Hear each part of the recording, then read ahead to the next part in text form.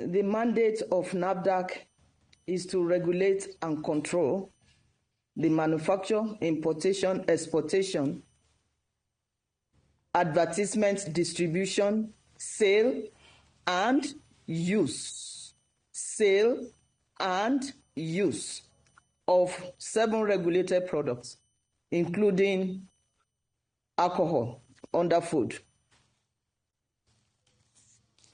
When I joined NAFDAC, my directors, that was 2017, my directors kept telling me about sachet alcohol. I didn't know what sachet alcohol is.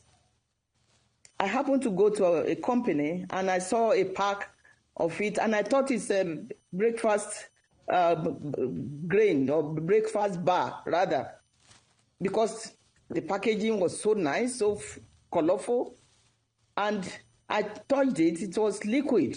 And my directors just giggled that they said that is sachet alcohol. I said, sachet alcohol?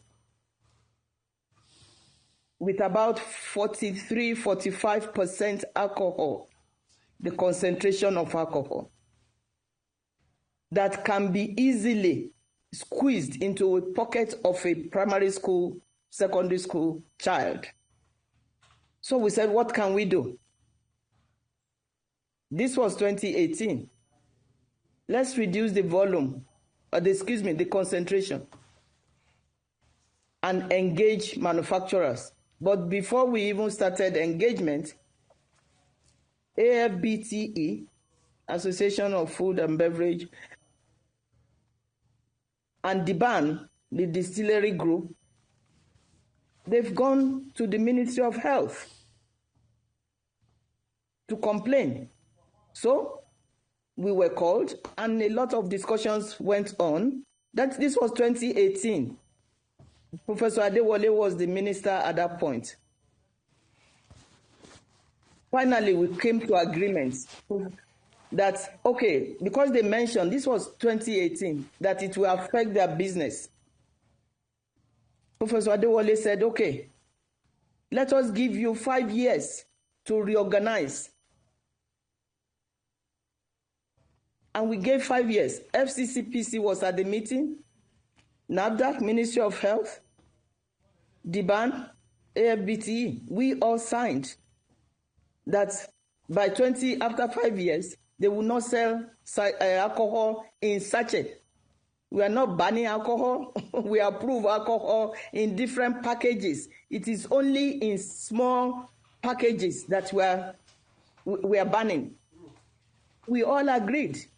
And the moratorium expired 2024, January 31, and we started enforcement. But DBAN and AFBTE took us to the House Committee on NAFDAC, and they told us to suspend it. It's a ministerial decision. I believe it was maybe middle of 2024. The then Minister of State, Dr. Alausa, went with me because they invited me to a committee meeting, meaning the committee on NAFDAC in the House. They invited me to a committee meeting, and Dr. Alausa went with me, only to find out it was an ambush. It was a public hearing. So myself and Dr. Alausa found ourselves in a big room of about 100 or more than 100 people. And Dr. Alausa said, this is an ambush, but nonetheless, let us discuss. At that meeting, AFBTE joined DBAN to say that agreement is not official, that agreement was under duress. These are our clients, our stakeholders, that are telling us that we signed an agreement and it was under duress. I was ashamed that day that if somebody is watching from outside the country and trade sectors are telling us agreement is null and void, that it was under duress, they said we should suspend. we held off because there was a lot of discussion going back and forth throughout 2024. And then December 2024, the minister called me, said there has been some discussion. We should give 1 year moratorium, an extra 1 year above the 5 years that we have given before. And that 1 year expired December 2025. And the Senate then gave us an order that we should resume enforcement because the Senate now knew that Manufacturer Association of Nigeria or whatever, DBAN and AFBT wanted another extension. Why are we doing this? We are doing this because of children. We are doing this for health's sake. Our goal is to safeguard the health of our citizenry.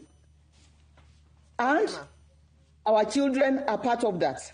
So we are doing this not to punish company, it is to protect children that can easily get access. Yes, ma'am. And that can easily consent. Thank you very much.